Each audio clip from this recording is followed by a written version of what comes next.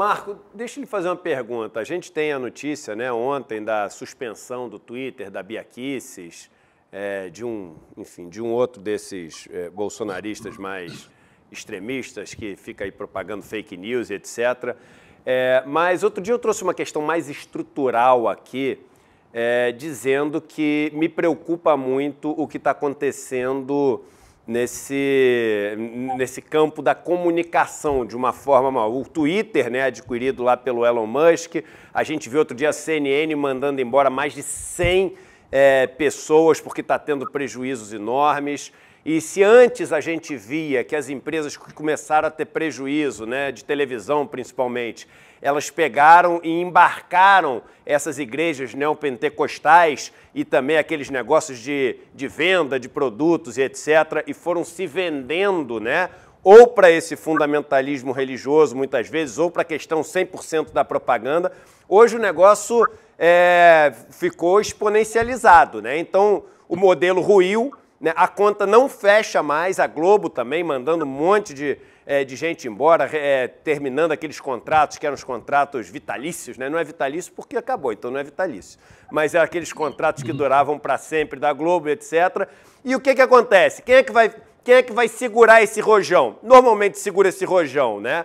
Ou quem tem a necessidade de ter aquilo como instrumento de poder, mas tem que ter dinheiro para isso, então você fica muito mais alinhado com os grupos de direita e de extrema direita, né? Ou quem acaba assumindo isso, né, são, enfim, empresários que querem usar a televisão como uma propaganda mesmo, a Jequiti, o SBT para vender Jequiti. Então aquilo ali não é mais para informar. E você não pode informar nada que vá contra o seu patrocinador ou o seu produto. E a pergunta é como é que a gente vai fazer num país onde os meios de comunicação são responsáveis por uma parcela relevante da educação que as pessoas recebem ao longo da vida, num cenário onde a direita e a centro-direita e os grandes grupos financeiros e empresariais passam a ser dono de tudo. A gente viu o banco comprou Exame, banco também segurando as pontas da Veja, de várias revistas também, banco tem Infomoney. Como é que as pessoas vão lidar com isso e a realidade não passar a ser uma realidade paralela? Olha, esse tema realmente talvez seja o tema talvez mais importante, ao meu ver, em termos de política, porque a briga na política é a briga na comunicação. Quer dizer, a gente convence ou não convence o eleitor a votar ou a pensar de uma tal maneira, baseado não simplesmente no que você fala naquela hora, mas como você disse, quer dizer, ao longo da vida da pessoa, depois que ela sai, sei lá, da universidade, para os que tiveram a facilidade de fazer universidade, o que se chama de educação é você continuar aprendendo através da mídia ou através dos livros que você lê. Mas, assim, a mídia tem um papel muito grande. E é claro que a mídia, de uma maneira geral, está na mão de quem tem muito dinheiro, porque é muito caro você ter uma televisão, uma rádio, um jornal.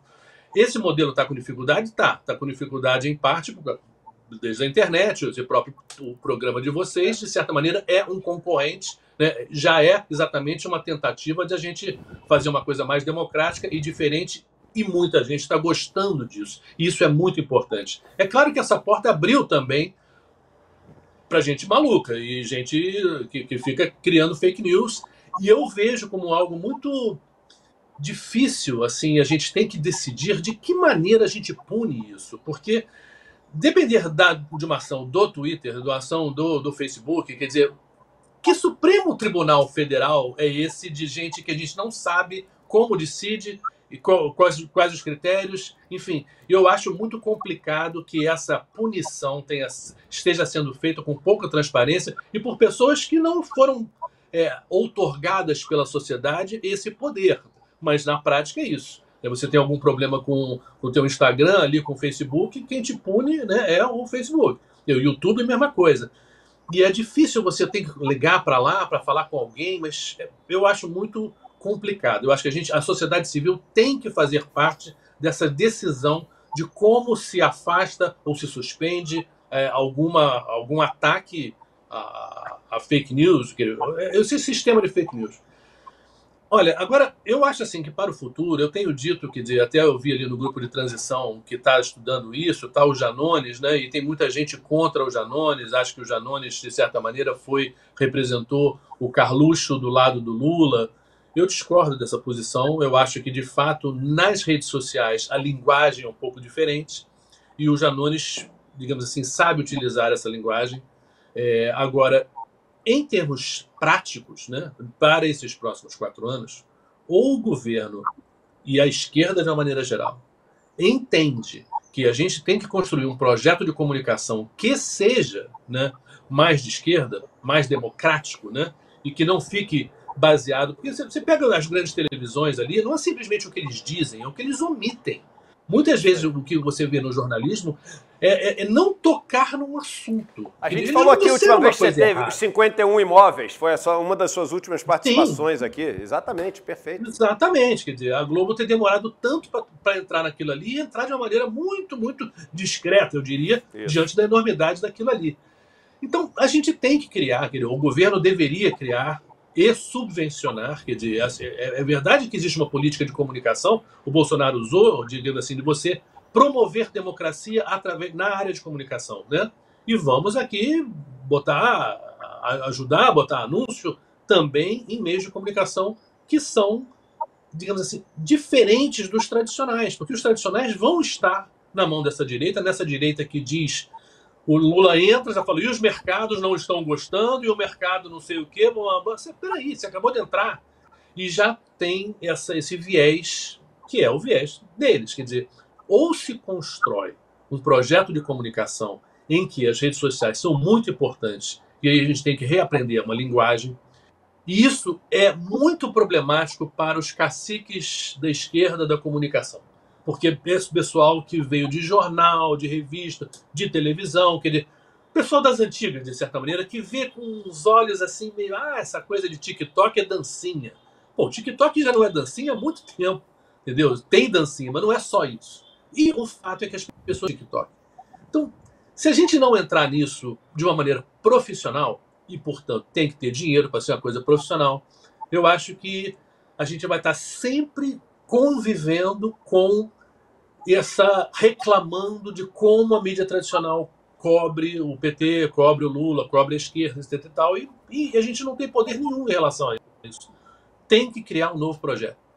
E mais, hein, Cris? Aí eu já te passo um perigo gigante, que é o seguinte, quais são as grandes empresas de mídia hoje em dia? Ele falou, o TikTok, aí você tem o Twitter, você tem o YouTube, você tem o Facebook e o Instagram. Quando falamos de 5... Eu tenho certeza que a gente embarcou aqui 90% da confusão aí dessa internet. São monopólios privados. São monopólios privados. Quando, por exemplo, a gente tem um cara que trabalha aqui com a gente, o Guilherme, invadiram o Instagram dele, quando fizeram um ataque ao ICL aqui. Fizeram um ataque, tiraram o nosso canal do ar, fizeram um monte de ataque a pessoas que trabalham aqui, pessoas próximas. Foi um negócio coordenado. Ele está há 4 dias tentando falar com o Instagram, ninguém responde a ele. Porque é privado, é uma empresa, ela faz o que ela quiser. Então é isso. Quem não se lembra do Elon Musk falando a questão do golpe na Bolívia? Quem não se lembra do tweet dele? Ele dizendo o seguinte, e aí, a gente faz golpe onde a gente quiser mesmo, e aí qual o problema desse negócio? Então, você ter monopólios privados nessa área de comunicação, sem uma regulamentação muito bem feita, é a tragédia, é a senha para o desastre. É a senha para o desastre, entendeu? Porque aí você começa a ter que depender de empresário bonzinho. E eu explicava ontem, Cris, numa conversa que eu estava tendo, eu falei assim, olha só, o dia que as pessoas colocarem na cabeça que no capitalismo as empresas têm e só um objetivo, que é o lucro, tudo vai ficar mais fácil. Por que vai ficar mais fácil? Porque é o seguinte, já que não é socialismo, vai ser capitalismo. Então vamos partir da premissa que é o seguinte, só tem um objetivo, que é o lucro. Se a gente já sabe que o único objetivo é o lucro, a gente começa a botar limite, a gente começa a restringir.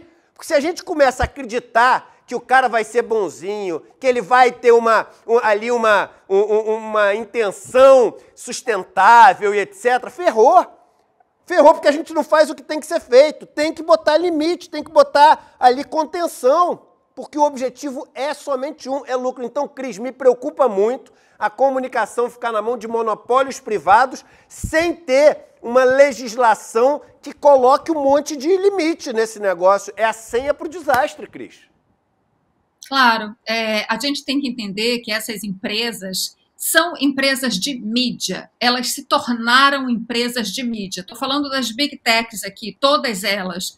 Esse é o entendimento, inclusive, que o Tribunal Superior Eleitoral passou a ter, justamente pelo comportamento dessas empresas, né, pela falta de moderação nos grupos, pela facilitação ao discurso de ódio, etc. O TSE percebeu, durante a campanha eleitoral, né, que elas agem como empresas de mídia.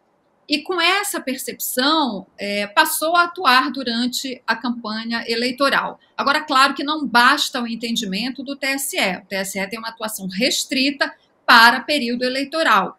Agora, nós temos exemplos em outros países, e mais do que isso, tem o exemplo da União Europeia, que foi capaz de criar uma legislação que, de alguma forma, impõe esses limites que você está falando, Eduardo. Então, é possível criar legislações que imponham limites, critérios de atuação dessas empresas, enfim, que exijam dessas empresas, né, algum tipo de moderação. Você não pode ter esse mercado livre de discurso de ódio. A União Europeia fez isso, a Austrália, se eu não me engano, também caminhou no sentido de uma legislação que dê conta dessas questões.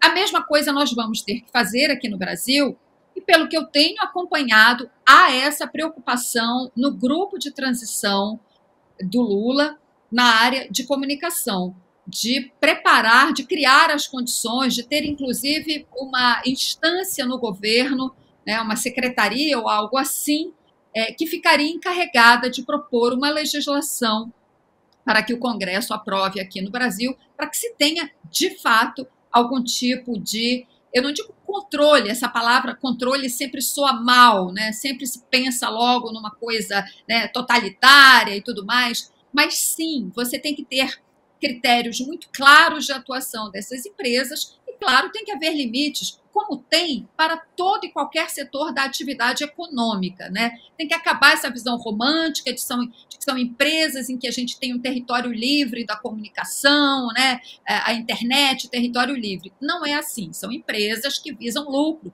E justamente o extremismo, né, o discurso de ódio gera lucro, gera engajamento nessas redes, o que gera lucro.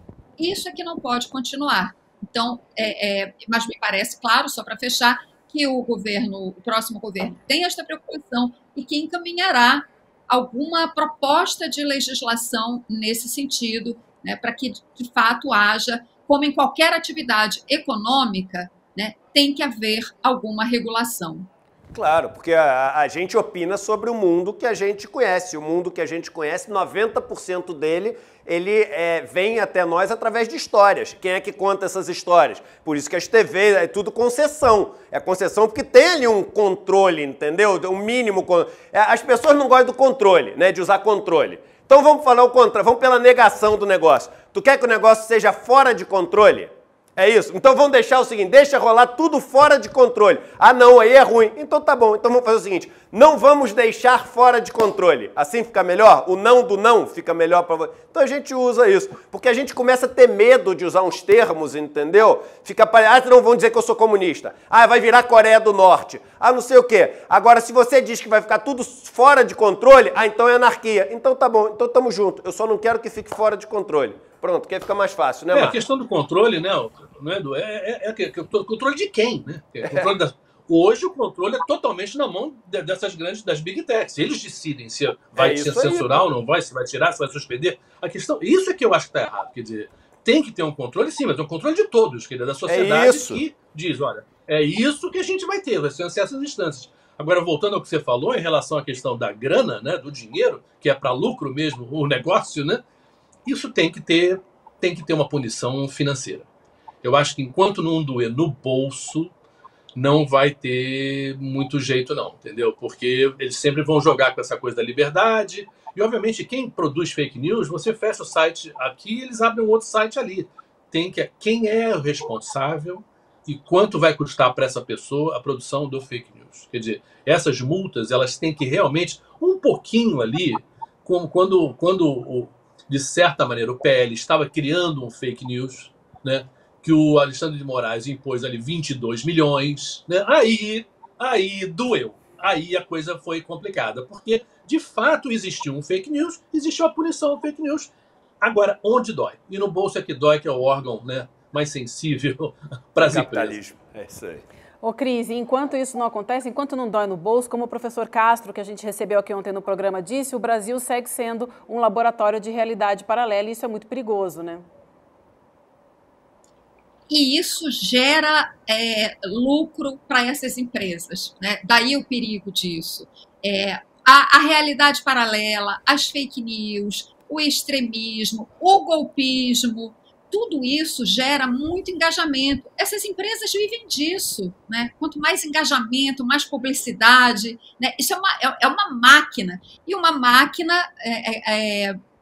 a maior parte dela, né, seguramente, fora do alcance das autoridades.